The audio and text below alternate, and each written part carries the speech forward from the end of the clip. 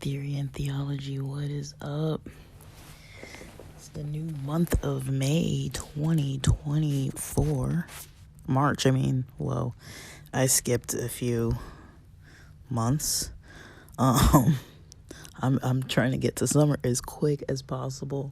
Maybe I can speak it into existence. I don't know. Let me see. First day of March, Friday. I don't know if I'm posting this Friday or Saturday, because I feel like I just posted. I think I can't go back in this app, but I think I just posted the episode about Chabad and their kind of take on technology. I don't know when I posted that. I recorded it on like Tuesday, so I have no idea when I posted it. I think I was going to post it for March 1st, but I don't remember, because I was doing that kind of like Black History Month project.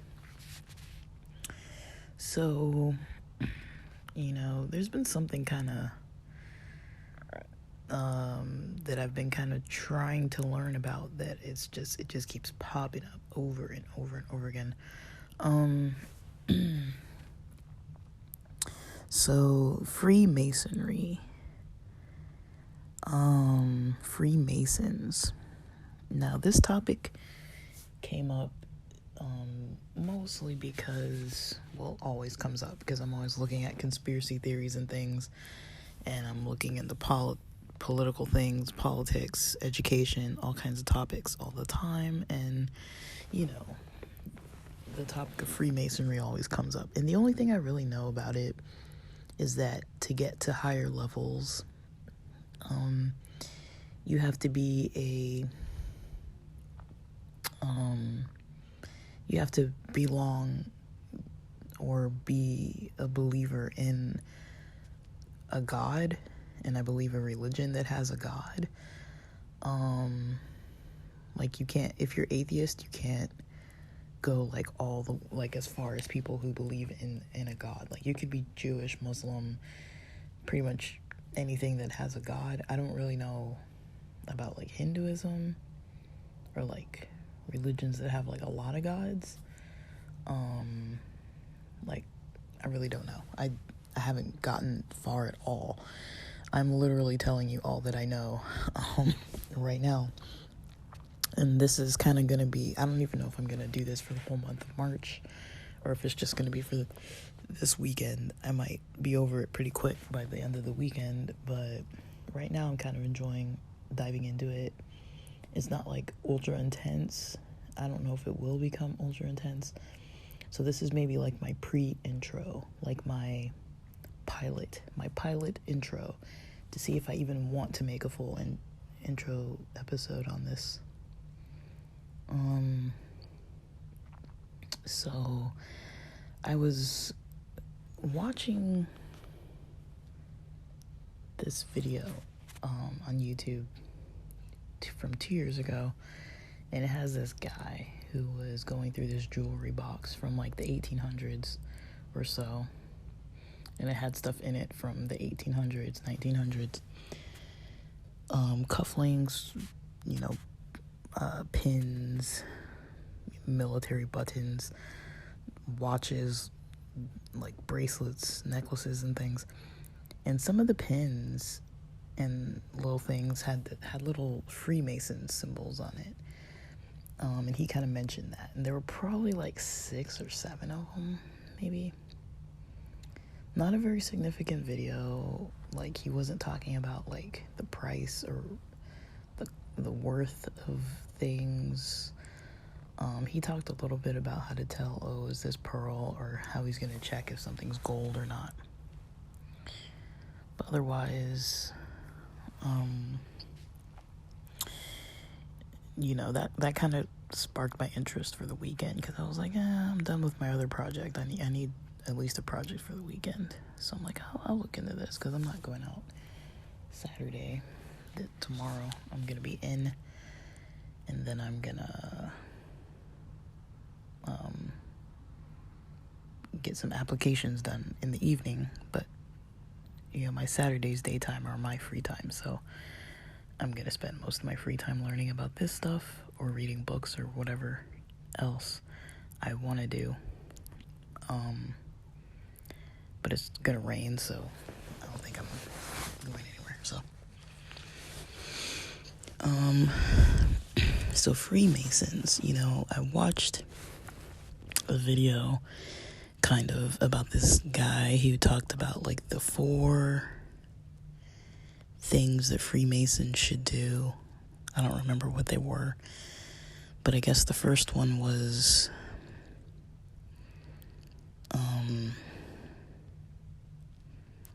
praying in the day and the night, or the morning and the evening, or whatever.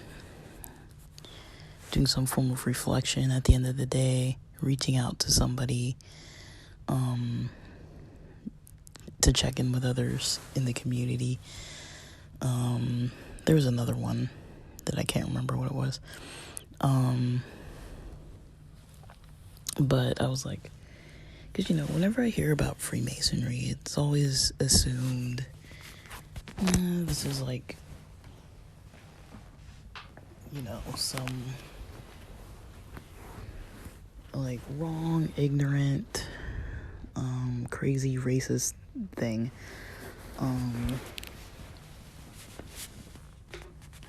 That's got connections to the presidents and the Illuminati and Satanism and like devil worship and stuff. And I'm like, Like, first of all, I've never really fully heard that. I mean, I've seen it come up.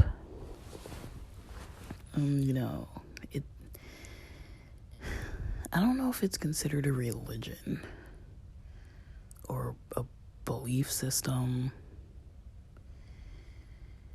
It seems to combine a bunch of things, like just looking at it on the surface, it seems like certain things like the university system or like school system, just like how you can learn and move up to different levels, and then maybe you have a certain type of learning that you're doing. It almost reminds me of being in clubs or like Boy Scouts, Girl Scouts, Pathfinders for Adventists. I don't want to go as far as to say like Hitler Youth. Like I don't really know if I could categorize that, but I feel like all the Girl Scouts and Boy Scouts and all that stuff, as far as I think I've learned, it came out of, Americans wanting something kind of like Hitler Youth. Am I wrong in saying that? Am I correct or am I incorrect? I do not know.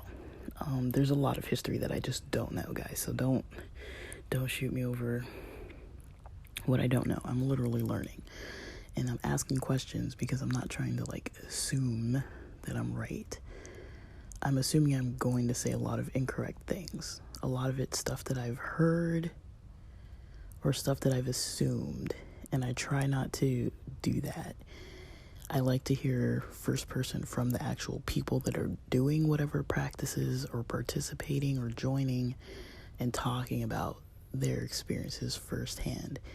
And I'm getting secondhand knowledge.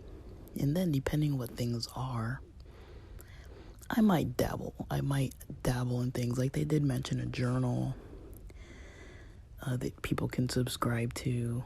I wouldn't mind paying for a subscription to some kind of like Freemason journal. I don't know if it's a good idea. I don't even know if it still exists. But let's jump more into this topic. So like I said, it's like this is like a pilot. It's just a test, this is just a test. I don't really know what I'm saying.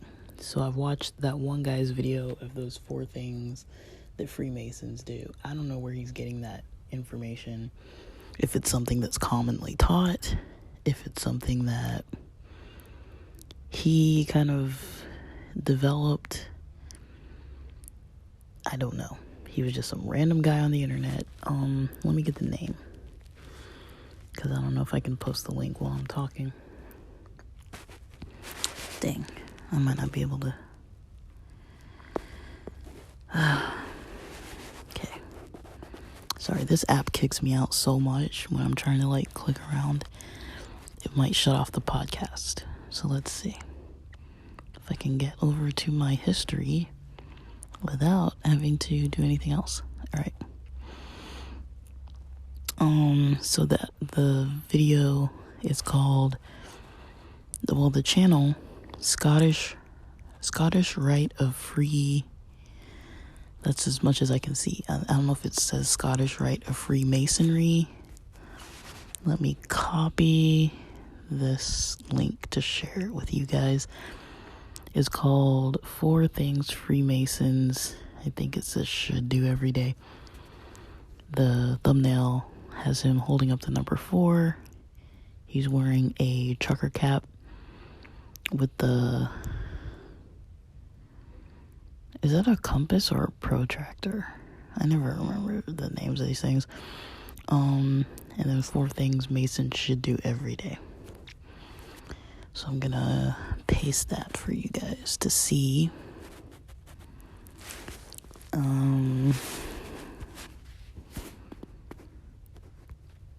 me write that in the notes. 4 things Masons should do daily. Alright, so I'm gonna give you guys that link. And the link I talked about before that was from, it's called Opening an 1800s Jewelry Box.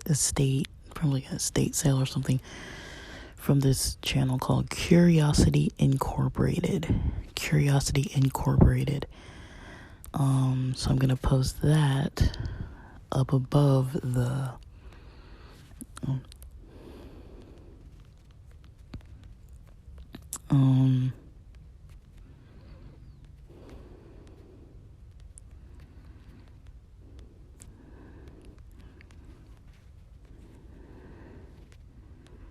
okay, sorry, I'm typing with one hand at that. Sorry for the mess, guys. I'm almost done. Alright, so the notes are gonna say, Freemason pins from early 1800s and 1900s. Yes. And then 4 things Masons should do daily. And then a link to that. So, alright.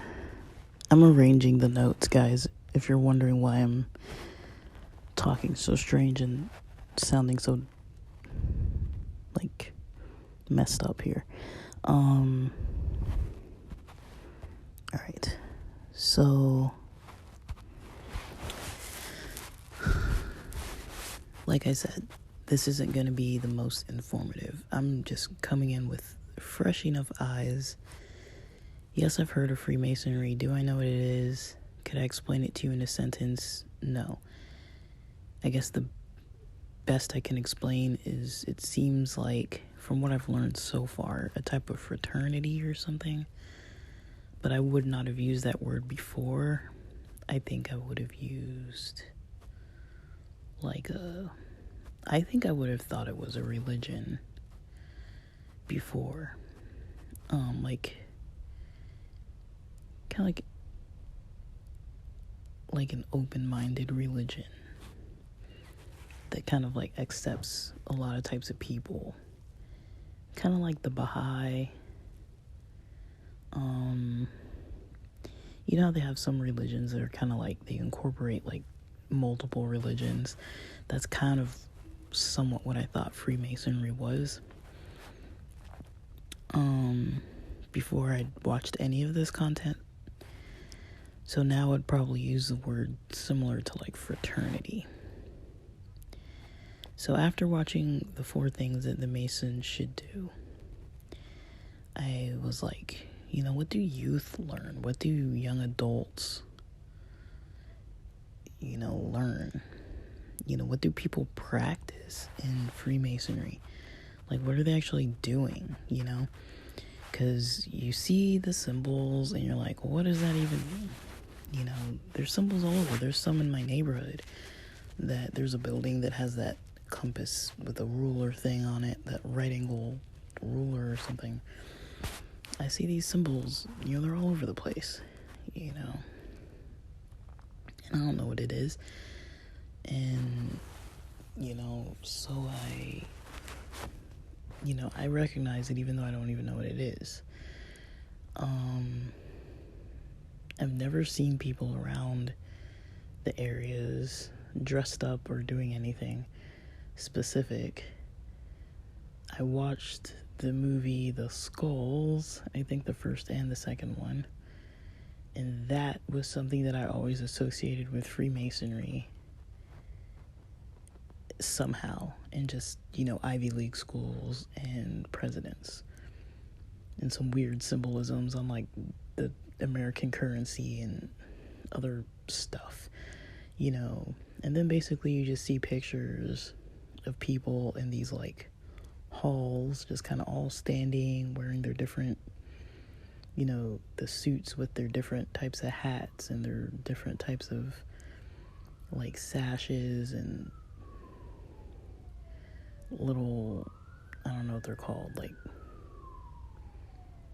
it's not called a loincloth, it's kind of like an apron, I guess, like a little apron type thing, but they all look different, like, they look different, they don't all look the same, so I assume that they all have some symbolism, or they all represent something, and people are always wearing suits. They look pretty uniform, other than the other identifying things. And there seems to be this link to higher education and politics and religion, like a combination of them. But how, I don't know. And that's what I'm trying to find out. Because even though people say they're secretive, it seems like they have a lot of content for something that's supposed to be so secretive. So I found these youth group live streams from like back when Google Plus was a thing, from like 10 to 12 years ago. I'm gonna post the first episode, but there's like 54, I think, episodes by these guys. Masonic Roundtable, talking about the Freemason fraternity that began in England in 1717. Let me see if I can get the name of that channel. I think that's just what it's called, Masonic Roundtable. TMR, the Masonic Roundtable. And so season 1 is, and episode 1 is the first one I watched pretty much all the way through. I stopped at the part where after the second guy talked about a book he was reading. So most of my other notes are compiled from that experience of watching that video. And then I'm not going to spoil the other videos for you guys, and I'm not going to even spoil this whole one. So things that come up, there's terminology, there's positions. So I learned that there's terminology, there's positions, there's degrees, some resources, events, books. That's what I've learned so far. And just from, I've seen them around in different neighborhoods, like the buildings, and just some photos I've seen with like groups of people and like the garb they wear. So as far as terminology, someone mentioned something about launches. I don't know what launches are. A lot of the information I might say, you guys, with terminology might be incorrect. So I think launches has to do with the types of events that they put on, Because somebody was mentioning, if you go to every launch, you're going to be spending a lot of money. And that's another thing that I was like, okay, so they have to spend money. They have to spend money to be a part of, I think they have to pay dues. But we'll get to that. And this isn't going to be very informative. Again, I'm just rattling off words with my best guesses. I don't even really have valuable knowledge to contribute. So Grand Lodge seems like it's the official place. I'm not sure. And it seems like there's other lodges. So the other places I've seen are probably just different lodges around, because the way these guys mentioned the lodges that they're from, they seem to each have a lodge with a number attached to it, and then what city and state it's in. So one guy was from Patriot Lodge, number 1957 or 1957, in Fairfax, Virginia. He kind of mentioned some things about it. I don't fully know exactly what that entails as far as the details, but the wording he used, he describes it as an academic lodge that has some affiliation with George Mason University.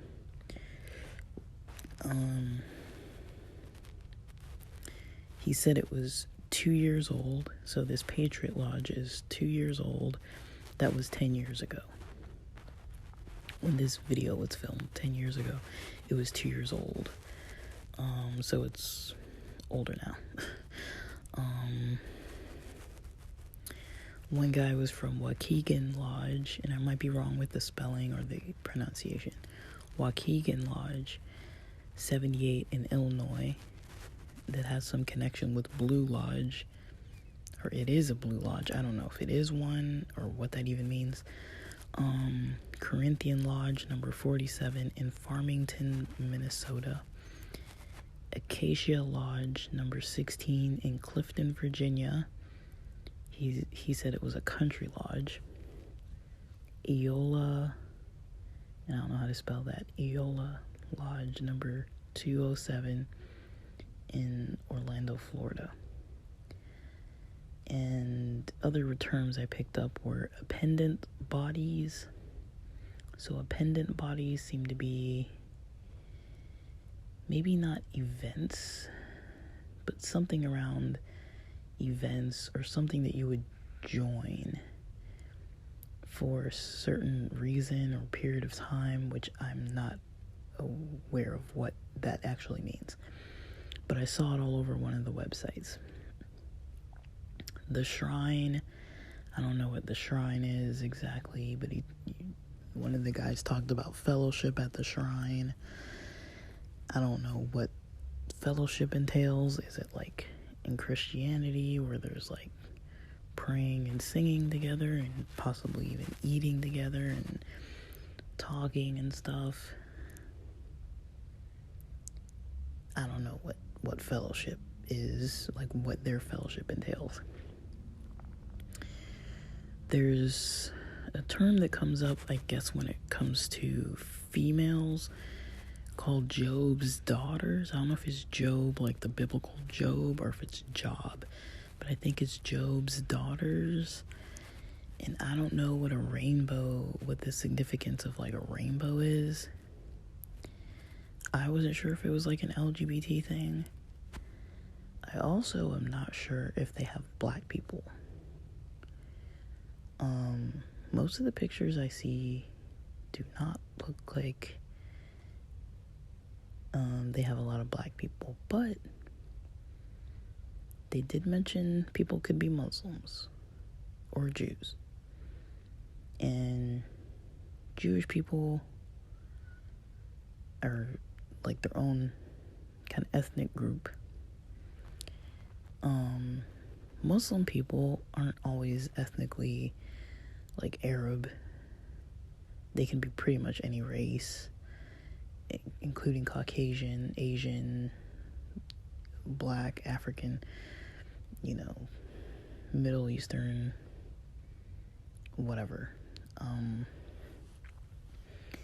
And one of the guys who was talking kind of seemed Latino, like the way he pronounced his name and his complexion and his actual name. Like, it sounds like a Latino name. And the way he pronounced it with the accent sounds like a Latino, like a Spanish language pronunciation. And his complexion and kind of the accent, he didn't really have like a thick accent, but he kind of almost had, like, I would assume he speaks Spanish. So I don't know. I'm pretty sure there are Black Freemasons. Maybe they're not like a big part. They're not a majority. I mean, I don't understand the rites coming from Scotland or York, but, if it's from England or Scotland, that might make sense if it originated in those places for people not to be of a lot of different minority groups. Maybe they don't cater to different groups. But I'm pretty sure I've seen pictures of Freemasons that were old Black men. Some of them were sprinkled in, I think. And I've seen pictures of there being like women's groups, like older women. But I've only seen pictures of like old people. They're always like old. Maybe it's something that people do more when they retire, because it does sound like it's consuming in time and finances.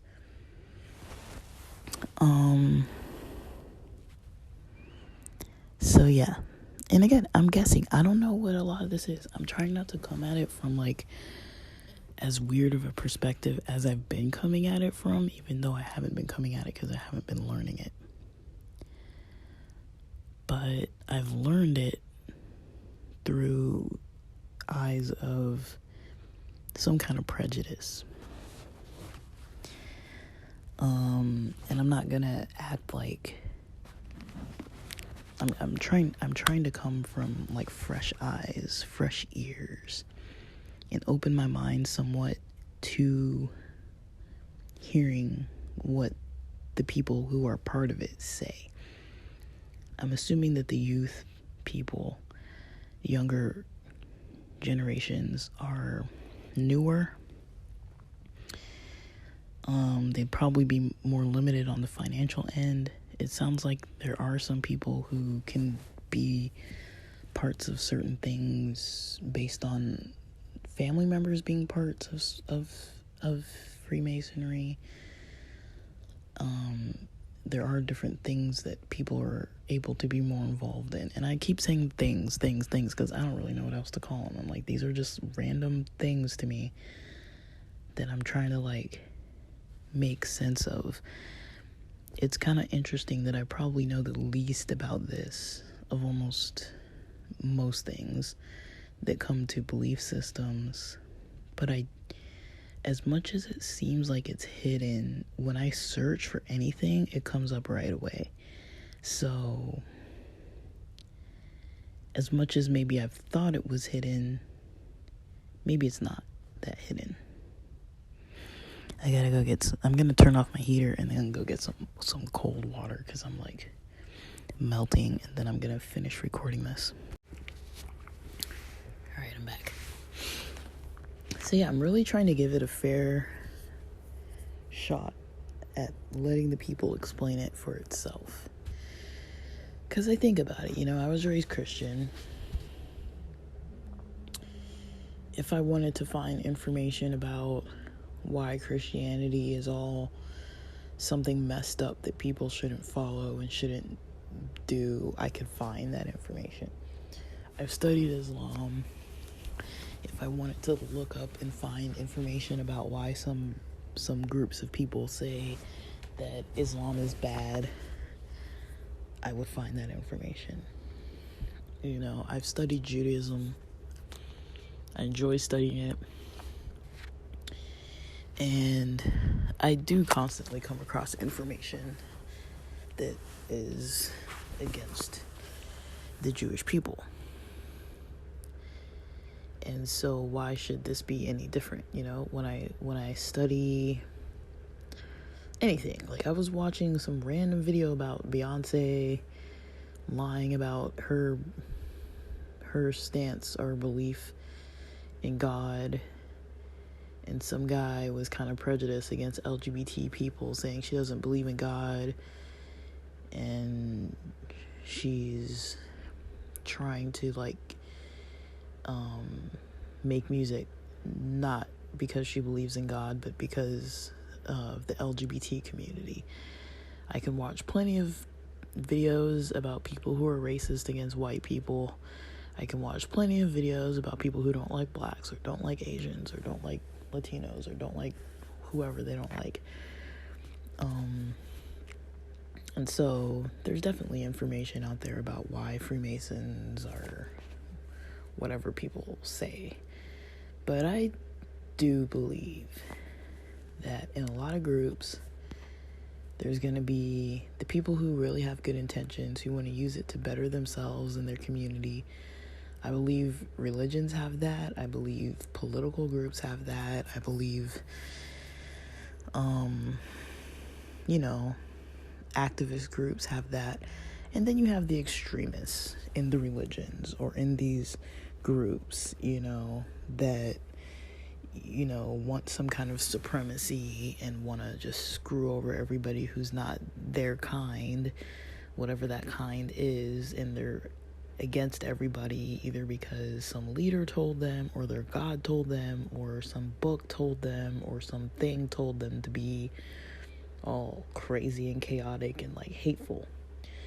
I think just naturally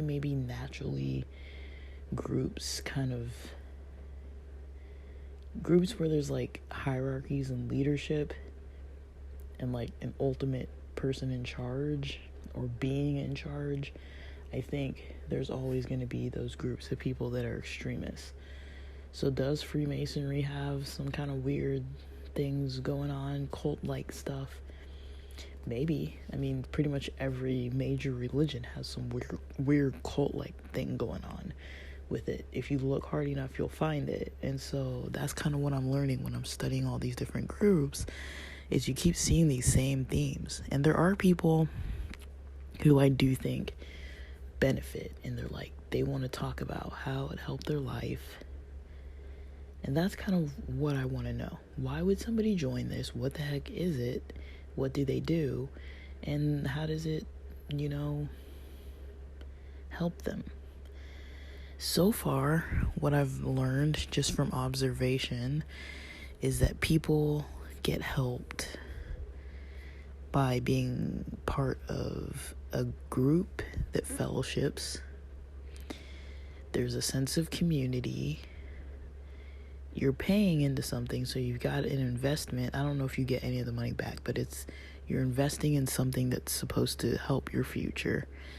And a lot of these people, I don't know the percentage, but I'll put it this way. Let me reverse it kind of the way I'm trying to say this. A lot of people in powerful positions have connections to Freemasonry. I was going to say a lot of Freemasons get into powerful positions, but I don't really know the directionality of things and like the percentages. Maybe it's not most, but just from what I've learned, it seems like, it's a type of a community that's pretty open-minded, at least religiously. They're not like one religion, and they have things that you do, that you practice, and to structure your life. There's probably some secrecy, it seems like. And there's different things that you're paying for to try to get to these different levels.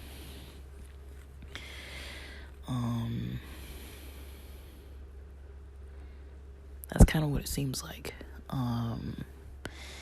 Now, at any point, if I keep studying these things, if I do need to correct myself, I will come back on here and I will eat my words and I will correct myself, because I do not know what I'm talking about. I will keep saying over and over that I don't know what I'm talking about. I'm so ignorant on this topic that, like, even reading my notes, I'm like, I don't even know what this is. It's like words, it just looks like a list of words that I wrote in English like, it doesn't mean anything to me. Most of it doesn't. I wasn't growing up around this terminology. I don't have even a picture of what it looks like as far as like, so for example, when you're a kid and you're Christian, you go to this cradle roll class that's like, you're really young, and you know, back in my day, we had these little felt boards with these little felt pictures of Jesus or lambs or Mount Sinai or the burning bush or Moses or a staff or Pharaoh or a pyramid or whatever. All these little symbols that you would maybe see somewhere. I don't actually think the pyramids come up in the Bible. I think a friend mentioned that to me, and I was like, yeah, I don't think they come up in the Bible. Egypt is there, but I don't think the pyramids, I don't think anybody talks about the pyramids, which is weird. When he mentioned that it was weird, I was like, yes, that's very weird. Like, I don't know how Mount Sinai gets more recognition than the pyramids, but I don't know. We don't, I mean, even Jesus went to Egypt at a certain point, and he didn't mention the pyramids either, so I don't know. I have no idea. But anyways, when someone's a young Christian as a youth, usually they're not getting brought there by someone else. Usually it's your parents or family. Or if you have a neighbor or a family friend where you're always sleeping over weekends or something, or they just want you to interact with their kids or whatever, and their parents don't mind their kid getting picked up and taken to church by someone else, even if they might not even be Christian. You know, you just go to church usually, and you get introduced by, you know, like I said, these like felt boards with little pictures, and you get a lot of stories. When you're young, you're not like reading scriptures necessarily. You might memorize Bible verses. You learn a lot of songs. That kind of stuff sticks in your head. Like, there's stuff I learned when I was so young that I still remember it. You know, I went to a Christian school, and we had like you know how they do plays a couple times a year. So I remember we did Handel's Messiah a couple times, and then there was another time we did this one play that had like a bunch of Bible verses, and some people had solos, but it was like Bible verses put to music. And there were some other plays that were like, had nothing to do about the Bible, and then there were other plays that had some kind of biblical representation in it. And, you know, musicals, they're basically musicals where people practice, and you would like watch them or be in it, and you'd learn these songs, and like churches would have plays and stuff, and you could get involved in that even as a little kid. There'd be little choirs and like children's stories, and, you know, you grow up just like advancing, you know, your knowledge, and you get maybe roles that you're able to participate in and volunteer in, and maybe you get a label with that role, and eventually they hope that you stay the same religion or denomination and go get married and have kids and bring your kids to church, and kind of, you know, churches want to grow their membership. Usually that's a goal. They usually want to have people. They usually want people paying tithes and offerings. And that's kind of just how it goes. And most people would not have an issue with that. Most. I mean, you can get pretty far deep into it and be like, that seems a little much. But if I just explain it casually like that, it's like, if it's your choice and that's how you want to spend your weekends, you know, or involved with people, you know, feeding the homeless, or like going to like old people homes and like interacting with them, or playing music for them, or singing along, doing like hymn sing-alongs, or like,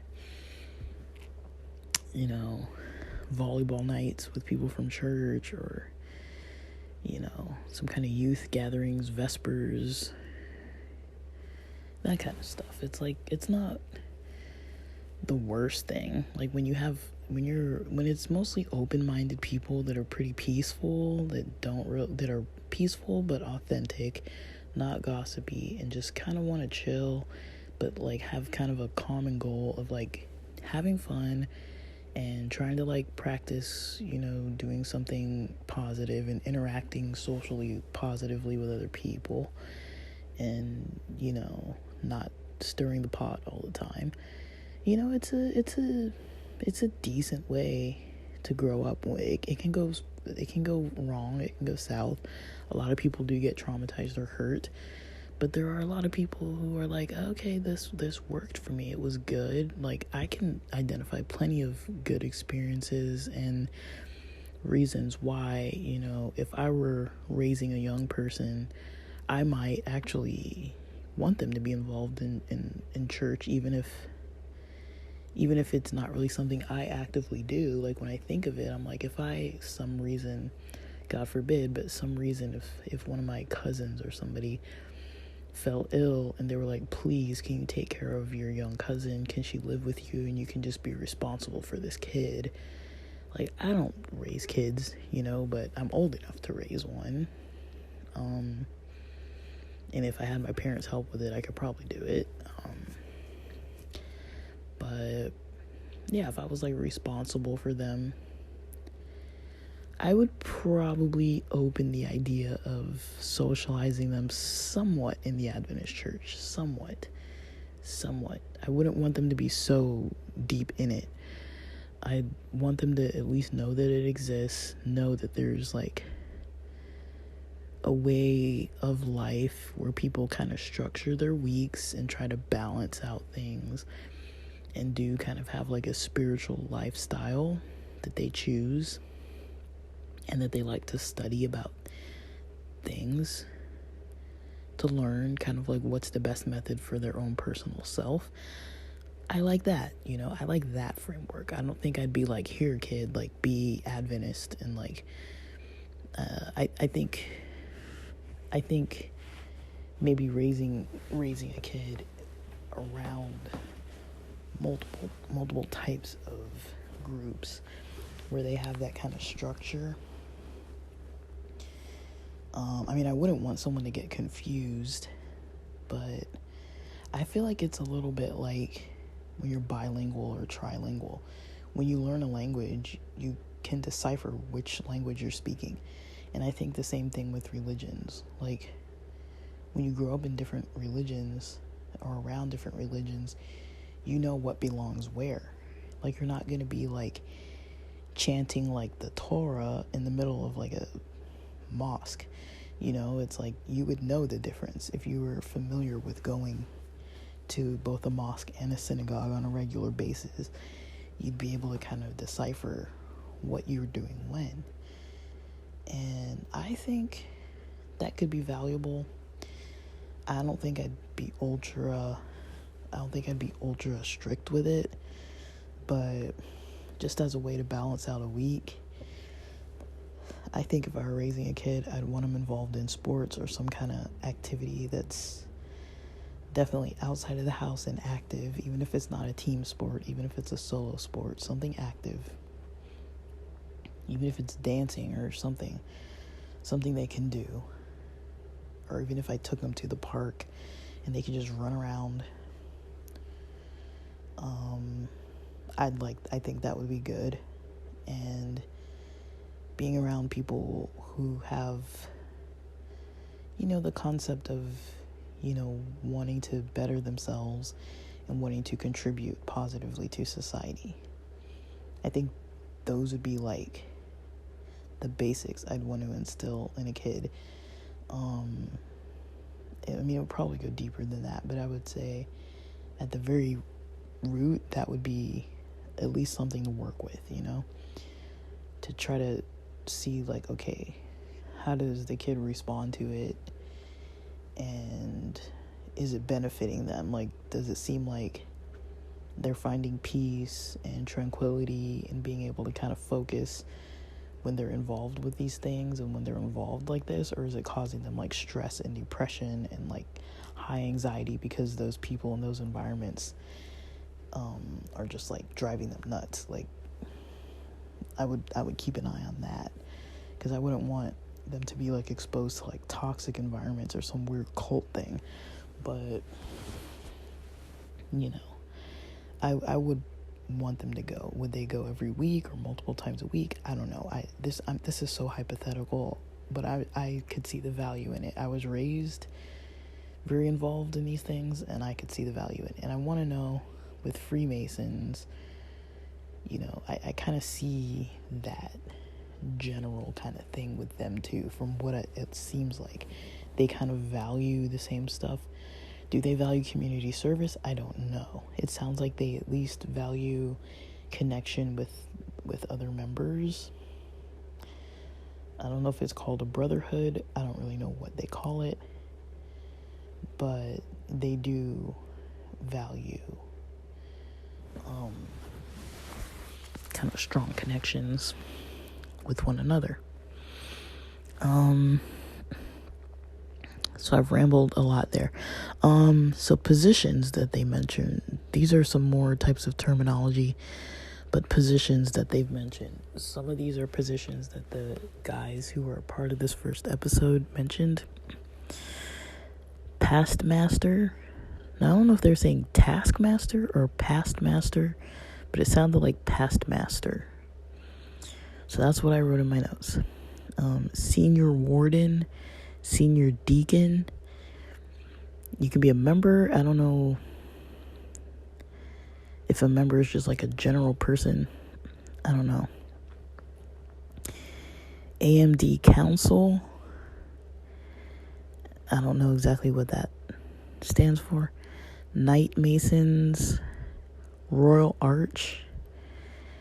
That's got some connection with Blue Lodge again, whatever Blue Lodge is, which I don't even know. Master Mason. It sounds like after a year people can get to Master Mason. Am I right about that? I have no clue. New candidates. It sounds like these people are brand new. I don't know if they're members. If you're a candidate, are you a member? I don't know. There's a word that sounded like potentate or a potentate, or I don't know. But that's what it sounded like. And then a dues paying member, like a member that pays dues. So are there members that don't pay dues? Or are there people who are like affiliated that don't pay dues? How much are the dues? What does the money go to? These are things I have no idea. Next, we're going to talk about some of the degrees they mention. Somebody said Order of Corks. I don't even know what that means. I don't even know if that goes in this category, or if it goes in the category of positions, or if it goes in the category of like a type of a lodge or something. I don't know. Masonic doctorate degree. It sounds like there's other degrees, like a first, second, third. You hear people say 33rd a lot.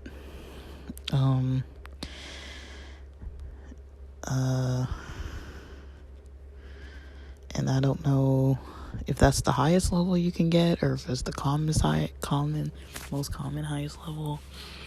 I don't know. There's York Rite and Scottish Rite. So some resources they mentioned, I don't know if these even still exist, guys. These guys were saying this stuff 10 years ago.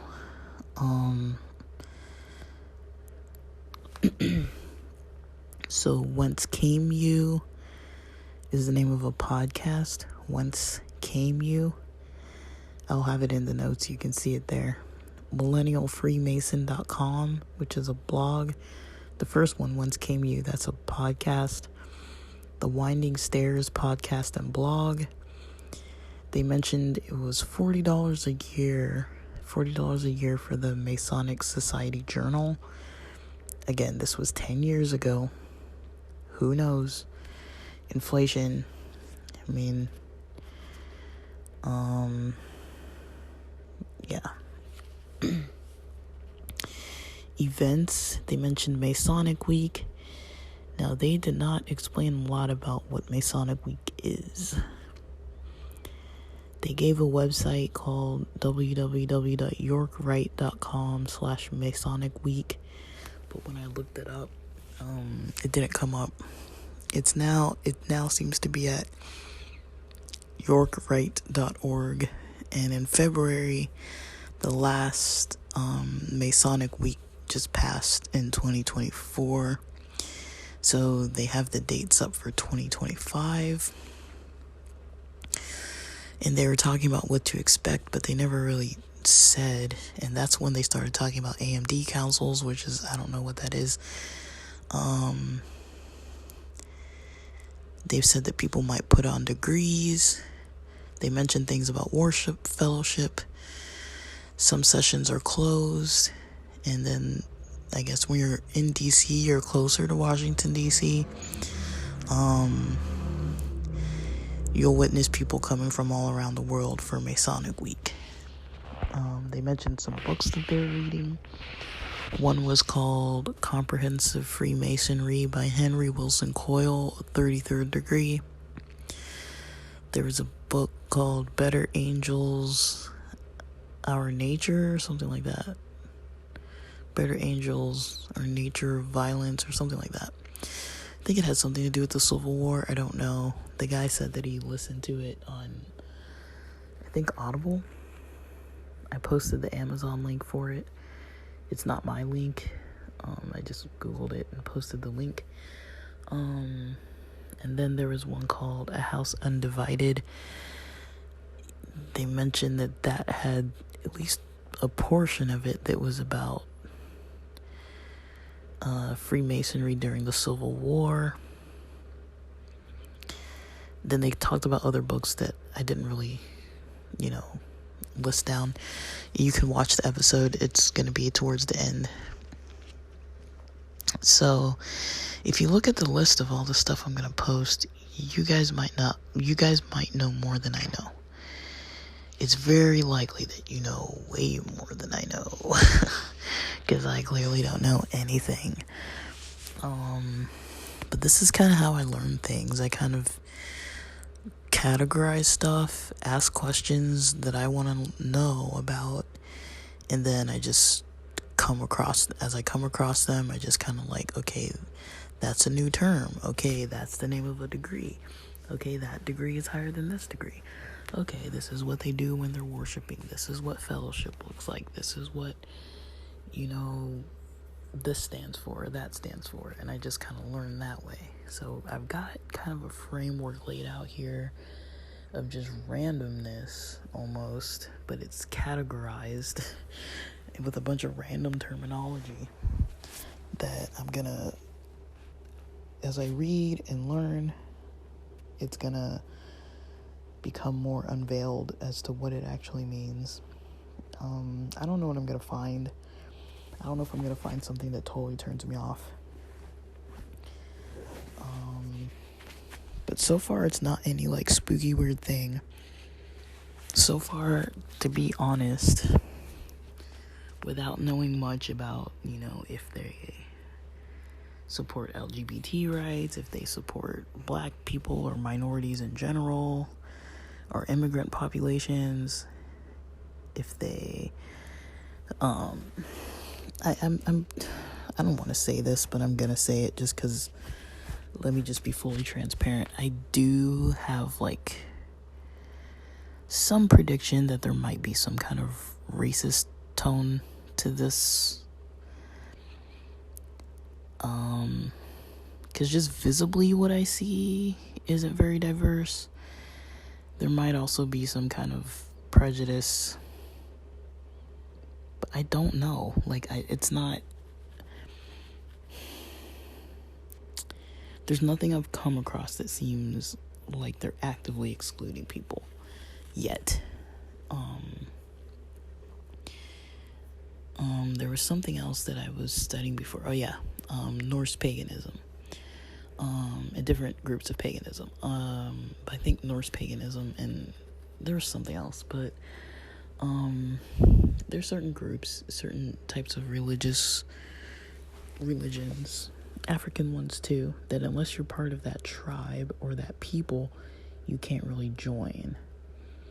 I don't know if Freemasonry has some aspect of that. It might. I don't really know. I'm kind of interested to figure that stuff out first, but I almost feel like I don't want to learn that first, because then if I do, it's going to kind of color how I learn about this. I'm going to probably be more turned off to it if I find out first that they're prejudiced and hate everybody. But I'm a little surprised that it incorporates multiple types of religions. To me, that seems more open-minded than most religions, so I'll give them that. I still think I want to categorize it maybe as a religion-ish. I don't know. Because I don't think they have a god. I mean, fraternity does sound better, but it seems deeper. It seems deeper than that. Like, there is some kind of spiritual and, like, some kind of spiritual connection going on, it sounds like, which kind of gives me hope. But I'm kind of wondering why they encourage people to have a belief in God. I'm kind of wondering why. Like, what that's all about. Because to me, that's a little bit fascinating, especially because they don't really seem like they're saying, like, don't be this religion or that religion.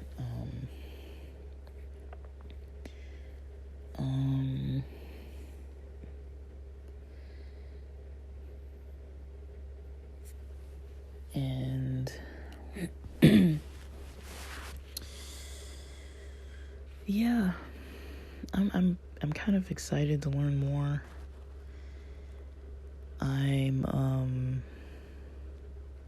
I've got a lot of curiosity. I liked seeing this youth group live stream. It was very insightful. I like longer form content where you're just hearing people talk. Some of the episodes seem pretty lengthy, so that's cool. And then having some books to go through, that's cool. I just don't know. I don't really know what I'm gonna find. Am I gonna find that there's something that's gonna turn me off to this? Will racism or, homophobia turn me away? Maybe for a while it might.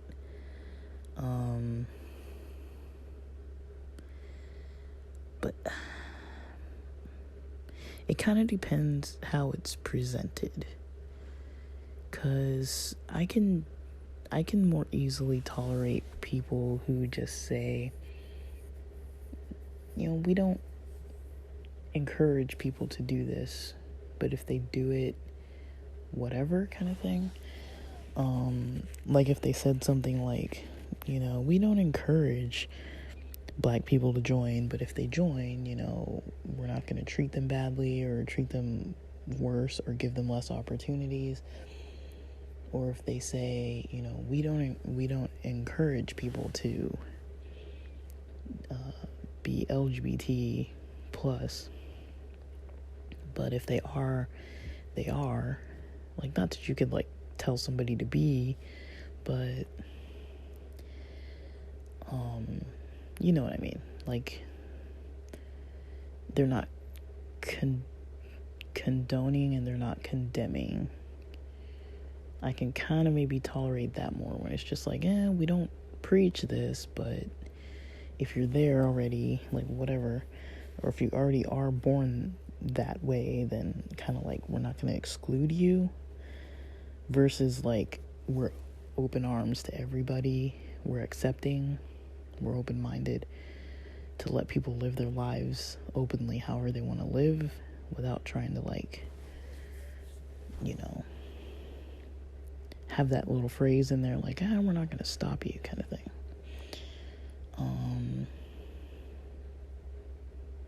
I'm just curious. And I can't tell by just a few guys that I've seen talking. It does seem like there's a lot of men. Cis men. Are they straight? I don't know. I don't know. I mean,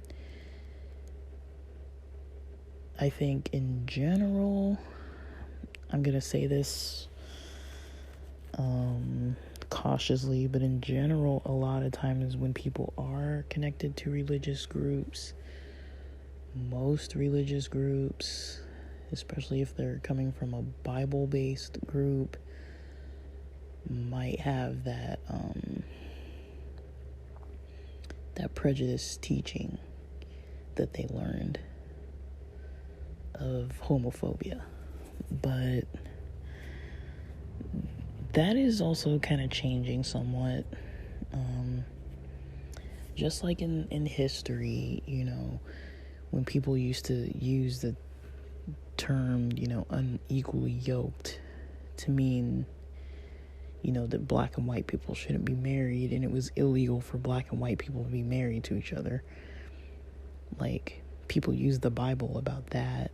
I mean, there is a lot of questioning about this term, you know, homosexuality and the translation, and was it 1945 or 50 something or whatever that, I think it was 1940, whatever the year is, where there's that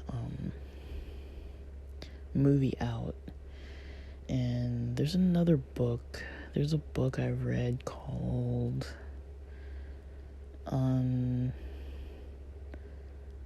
what's it called?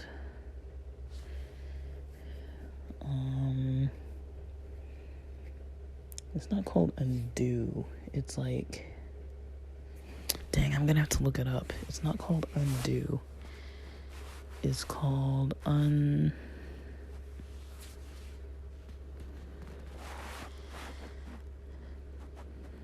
I have it? Unclobber by Colby Martin.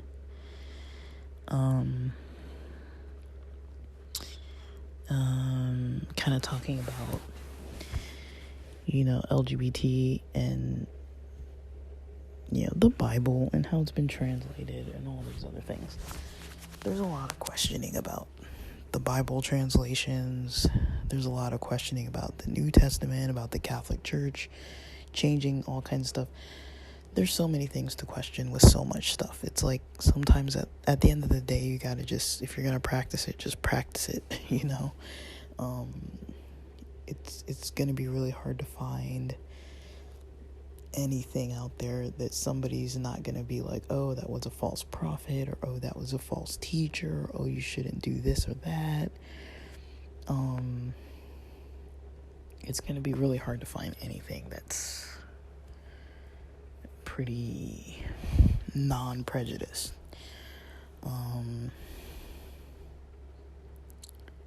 So I guess saying that, you know, I wouldn't want to miss out on learning at least the basics, because I'm already this far in. I'm already at least like 2 hours into my night. Well, more than that. Let me see. Probably like, yeah, maybe 2 to 3 hours into my Friday night with this. So,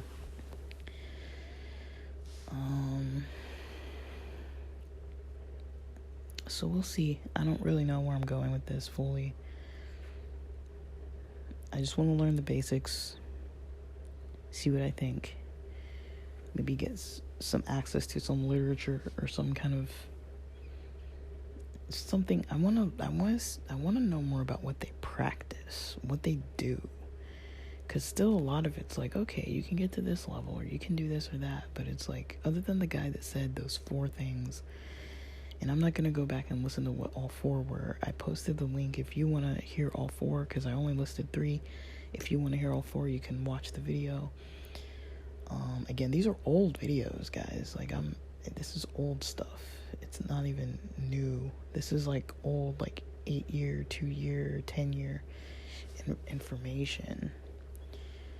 But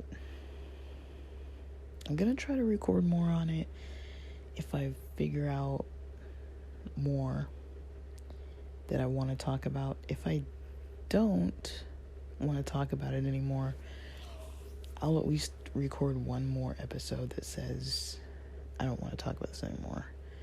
If it's creeping me out, or if it gets too dark too quick, or if it's something that I just feel like it's going to interfere with my calm and peace. Because it's hard for me to like dive into like not deep topics, but once it starts getting like, if there's like ghosts and demons and all kinds of like,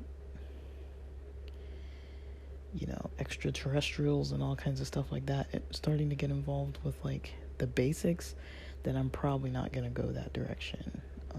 Not at night and not all the time, like, because I do get freaked out. I will lose sleep over it, and I'm trying to work on my health, so I don't really want to be losing like 3 days worth of sleep over watching some creepy seance or something.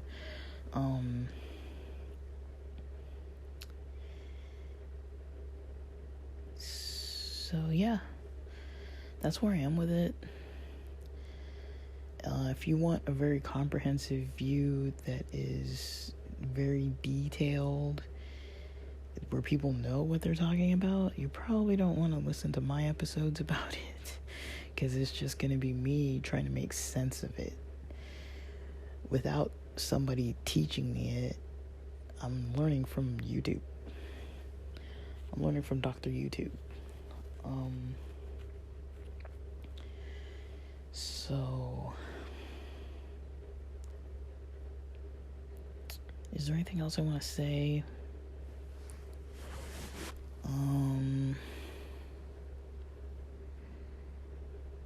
I'm surprised I don't know more. I'm surprised I just don't automatically know more, because it does come up a lot in my life, just because of all the, you know, like I've mentioned, you know, that earlier when I was saying like how I look into conspiracy theories, and anyone who's been listening to this podcast, you know, I dive into those things.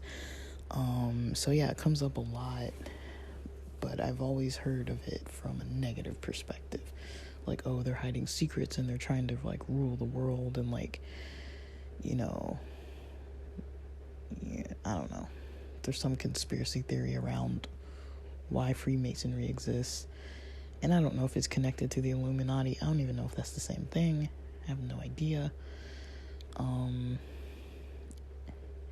The Illuminati seems kind of more like it's some kind of like spiritual based cult. I might sound ignorant, because that might not be what it is, but it seems like it's some kind of like extremist version of Freemasonry, like within Freemasonry, with more of like a spiritual kind of focus. Am I wrong? Probably. You know, and I'm not ashamed to say that I don't really know what I'm talking about here. I'm being fully transparent about that. I almost hesitated not to record, but I'm like, you know, I feel like I've compiled a valuable amount of notes that people can at least click the links and watch what I was watching. If you know nothing, like I know nothing, those are, you know, videos that are interesting to see. Like watching that guy with the old jewelry box. Like, not everything in there had anything to do with Freemasonry. Like, maybe like 4 to 6 items had like symbols. But that kind of just jogged my memory that it's something that I might want to learn. And then the first video I came across with that guy talking about the 4 things that Freemasons should do every day, it was kind of positive stuff. So I was like, okay, that's a good start. Like, it's not like some weird like thing that's like that seemed like it was coming from some place of negativity. I could kind of actually vibe with what he was saying, and I'm like, okay, this sounds reasonable. You know, if people did these 4 things, I think it would be of benefit to themselves and others. If they just only incorporated those 4 things. I don't think he was saying only do that, but he was saying do those things. And then from the youth groups, and these guys are probably all like in their 30s by now, but from the youth groups talking, just hearing how they talk. I watched another video that I don't know what it was called, but it showed like 2 Freemason young guys that were talking to like one guy, and they just kind of made a comment like you know, a lot of young men, you know, nowadays you wouldn't really see them. I'm not trying to crap on like Gen Z or Gen Alpha or whatever, but it's kind of what they were saying is like a lot of young men, probably you wouldn't see them showing confidence, shaking hands, looking somebody in the eyes, and like starting a conversation. That is one thing that I noticed, is from what I've observed so far, they seem to be good and confident with public speaking, and seem to be trying to create a sense of community for each other. And I think those are strong skills to have and strong things to practice. And I do like the idea of people, even if it's not a religion, it doesn't have to be a religion, but just being a part of something, you know, especially when you're in like your teens and 20s, being a part of something that's outside of your house, that has other people in the community, even if it's just people who go and like as a group pull weeds for old people, you know, and like make their yards look nice, or paint abandoned looking or disheveled looking buildings in the neighborhood, or pick up beach trash together. You know, a group that meets once a week to do something, even if it's just basketball or whatever, but a group that's kind of like community, that has like a deeper level of meaning of, you know, serving each other, themselves individually, each other as a group, and then the community, at least the local community, if not like some other type of activism or some kind of like humanitarian type of, you know, activities, or, you know, trying to help with policies that could help others. I think I don't know if it's decreasing that people get involved in stuff, but to me, I think it's really, I always find it to be like super motivating to be a part of something like that, you know, to be a part of anything. You know, I'm in a health group on Fridays. We're going to meet for half the year, and at a certain point, we're only going to meet once a month, but at the moment, we're meeting once a week. And just that alone, you know, helps me to get in probably more of the minimum amount of exercise per week that I need to get in. I get in more of it, and I choose more healthy choices more often, just from being a part of a group of people that I've never even met in person, and we meet on Zoom. And there's just stuff like that where I'm like, you know, I've gotten more newly involved in stuff online, but just being like involved with people, you know, community, and like, it doesn't really matter, you know, what you're doing.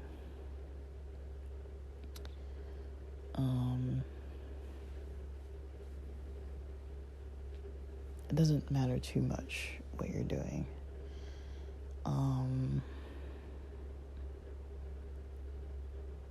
as long as you're trying to help people and making the world better and trying to make yourself better and trying to heal things that aren't working out well, and especially if it's things that are getting in your own way or getting in other people's way, trying to kind of figure out what's going on there and trying to like get better with it.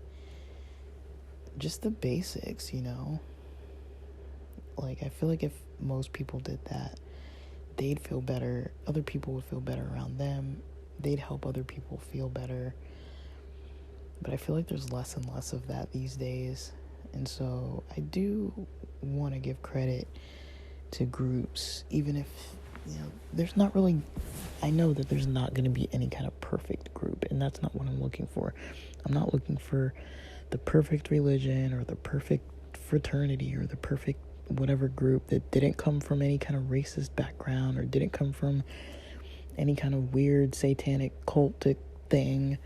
And when I say satanic, like,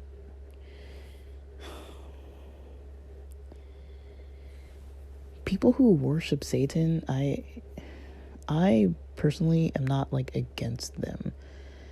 I don't want to worship Satan, but if that's what they choose to do, from what I understand, just because somebody is a Satanist doesn't mean that they're just running around like shooting people and trying to bomb things, and like, they have morals and values, and they, have standards from the ones that I've heard talk or the ones I've talked to. There's going to be bad people in any kind of group. So when I say satanic, I don't want to just be like, oh, like anything satanic is bad. I mean, there's some stuff that Satanists, if they apply it, they could still, I think that Satanists can be good people.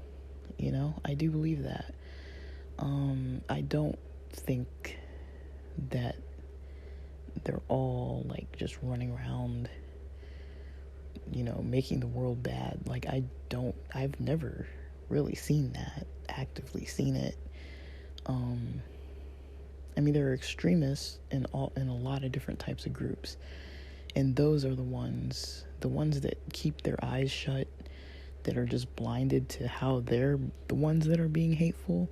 Those are usually the biggest problems of any group, is the hateful people that don't even notice that they're hateful. Everybody else is usually all right because they're working on it. And so, all right, this is getting like really long, so I'll be back about this. We'll see if I dive deeper or if I hit a wall and decide to not dive deeper at this time or ever again. We shall know shortly. Thanks for listening.